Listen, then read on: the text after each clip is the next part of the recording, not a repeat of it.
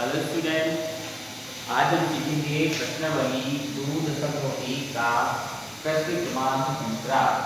और प्रश्न क्रमांक दूसरे में लिखा हुआ है निम्नलिखित में से एक में एक्स स्क्वायर का गुणांक लिखिए। एक्स स्क्वायर का गुणांक में क्या करना है? एक्स स्क्वायर का गुणांक लिखना है। चलिए एक्स स्क्वायर के गुणांक को लिखने से पहले समझ लेते हैं कि एक्स स्क्वायर का गुणांक कहलाता क्या है। जैसे आपको एक समीकरण दिया गया है x square plus x plus 1, तो यहाँ पर जो आगे जो संख्या होती है, ठीक है ना, यहाँ पर इसके आगे जो संख्या लिखी रहती है वो उसका गुणांक रहता है। जैसे यहाँ पर आप देख रहे हो कि यहाँ पे कुछ नहीं है, परंतु यहाँ पर एक है। क्या है? एक है। ये हमेशा होता है, सभी संख्याओं के आगे एक रहता है। जैसे कि ये मान चलो ये लिखा हुआ है ऐसा, तो इधर पे 1 कहलाया, ठीक है, इससे आगे 1 होगा, ये इससे गुणित होगा, इसे हम इसका गुणांक कहते हैं। यहाँ पे क्या होगा?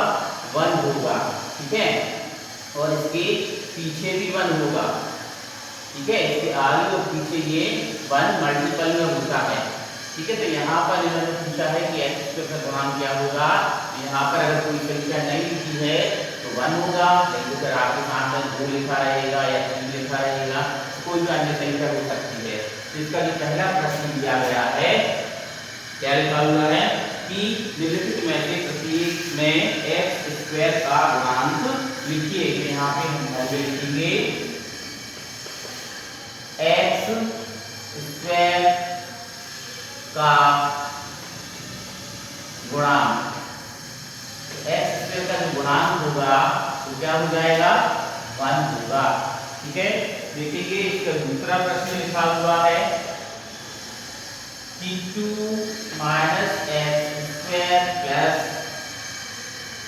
एक्स क्यूब, ठीक है।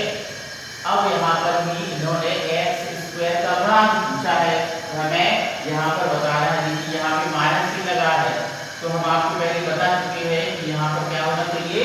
1 होना चाहिए। तो यहाँ पे एक्स स्क्वायर का गुणांक होगा वो क्या होगा? एक्स स्क्वायर का गुणांक -1 होगा, क्योंकि यहाँ पर देखो माइनस का चिन्ह लगा हुआ है, इसलिए -1 होगा। देखते हैं अगला इसका तीसरा दिया गया है 5/2 एक्स स्क्वायर प्लस एक्स। इसमें लिखेंगे अपन एक्स स्क्वायर का गुणांक क्या होगा? 5/2 होगा। तो अपन देखते हैं क्या लिखा है, √2 x - 1, ठीक है। तो इसमें हमें बताना है कि एक्स स्क्वायर का गुणांक क्या होगा, परंतु आप देख रहे हो कि यहाँ पर एक्स स्क्वायर है ही नहीं, तो क्या करेंगे? इसके लिए हम इसको ऐसा लिख सकते हैं। कैसा लिखेंगे? 0x square plus √2 x - 1। तो देखो हमें यहाँ पे मिल गया, तो इसमें हमारा जो गुणांक हो गया एक्स स्क्वायर क्या हो जाएगा? 0 हो जाएगा। तो यहाँ पर हम लिखेंगे हल में कि एक्स स्क्वायर का गुणांक 0 होगा, ठीक है। ये हमारे दूसरे प्रश्न का हल हो जाता है। अब इसमें जो अगला प्रश्न दिया गया है वो लिखा हुआ है कि 35 घात के द्विपद का और 100 घात के एक पदी का एक एक उदाहरण दीजिए। हमें कितने की घात लगानी है? 35 की घात लगानी है, ठीक है। क्या बोला गया है? 35 घात के द्विपद, और पद कितने होंगे? द्विपद का, और 100 घात के एक पदी का एक उदाहरण दीजिए। तो चलिए करते हैं प्रश्न को। प्रश्न क्रमांक तीसरा, और तीसरे का जो हल होगा उसमें लिखेंगे, इन्हें बोला है 35 घात के द्विपद, है ना, तो अपन लिखेंगे 35 घात के द्विपद क्या बनेगा? इसमें अपन अपने मन से कोई भी पद बना सकते हैं। तो देखो x के ऊपर 35 की घात लगा देंगे और प्लस क्या लिख देंगे 100 लिख देंगे। ये हमारा हो जाएगा पहला। अभी ने बोला है 100 घात के एक पदी का उदाहरण दीजिए। लिखेंगे 100 मतलब 100 घात 100 घात की एक पदी। एक पदी का मतलब क्या होता है जिसमें एक ही पद होता है। तो यहाँ पे हम इसमें भी अपने मन से उदाहरण लिख सकते हैं। ठीक है, तो क्या करेंगे अपन यहाँ पे लिखेंगे 10 x के ऊपर कितनी घात होगी 100 की घात हो जाएगी। इस तरीके से आप लोग भी अपने मन से उदाहरण लिख सकते हो। कोई जरूरी नहीं है कि यही उदाहरण लिखा जाए। ठीक है, तो अगला क्वेश्चन देखते हैं। अगला दिया गया है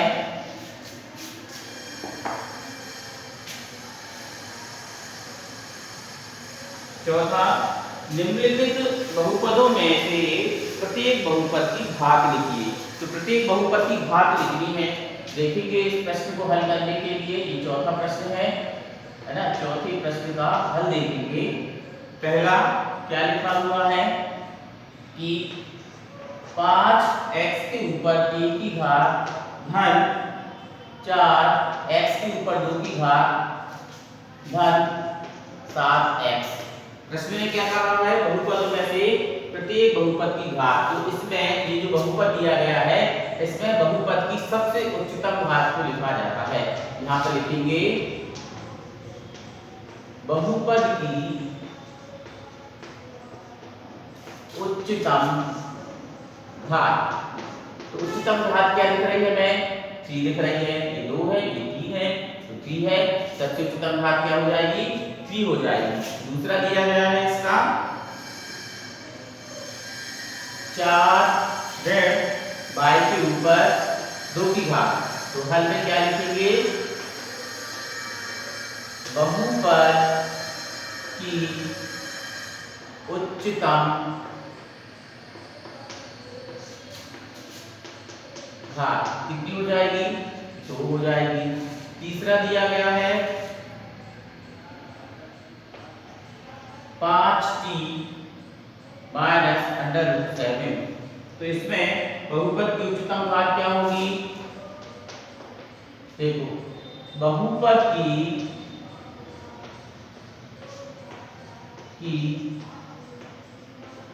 उच्चतम घात, यहाँ पे कोई भी घात नहीं दिख रही, मतलब यहाँ पे 1 की पावर है, मतलब 1 घात। ठीक है, क्या होगी 1 घात होगी। ऐसे अपन रैखिक बहुपद भी कह सकते हैं। अगला दिया गया है यहाँ पर चौथा। ठीक है, क्या लिखा है केवल 3 लिखा है। अब यहाँ पे तो कोई पद में है ही नहीं, तो यहाँ पे हम इसको ऐसा बना सकते हैं। क्या लिख सकते हैं कि x के ऊपर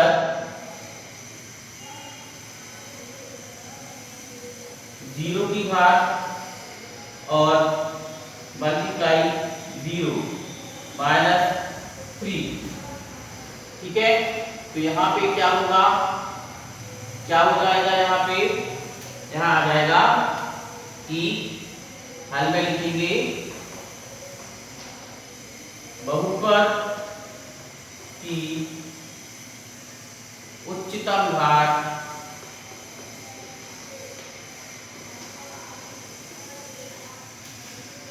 शून्य।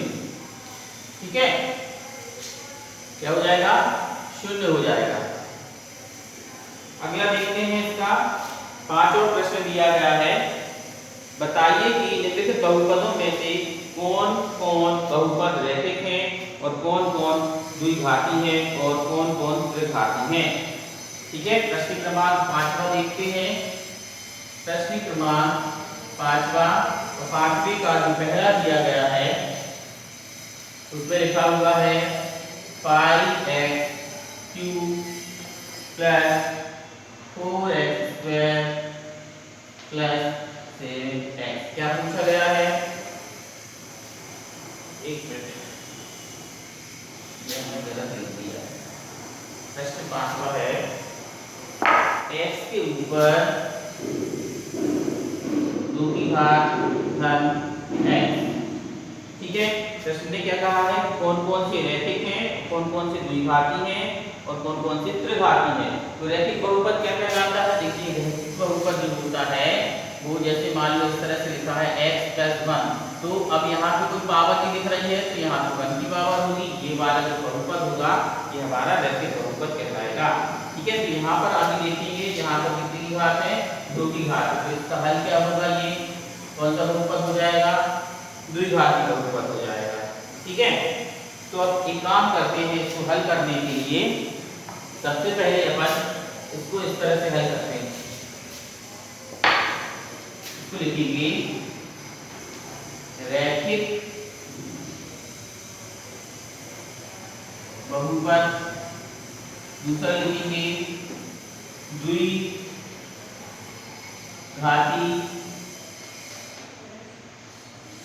बहुपद और इसको लिखेंगे त्रिघाती बहुपद। ठीक है, तो अब इनको अपन एक साथ करके लिख लेते हैं जो जो हमें दिए गए हैं। ये देखिए रैखिक बहुपद में कौन कौन से आ जाएंगे, रैखिक बहुपद में आ जाएगा चौथा, पांचवा। ठीक है, ये हो जाएगा चौथा 1 + x और पांचवा आ जाएगा 3t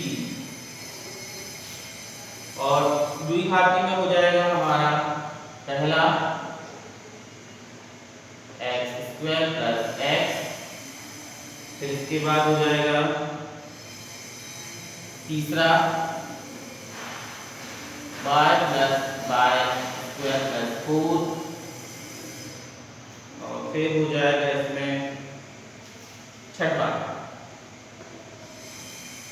r²। तो देखिए त्रिघाती में, त्रिघाती मतलब जिनके ऊपर 3 की घात लगी हुई है ना, तो यहाँ पे हो जाएगा, ये हमें दिया गया है दूसरा वाला, क्या लिखा हुआ है x - x³, फिर इसके बाद है सातवां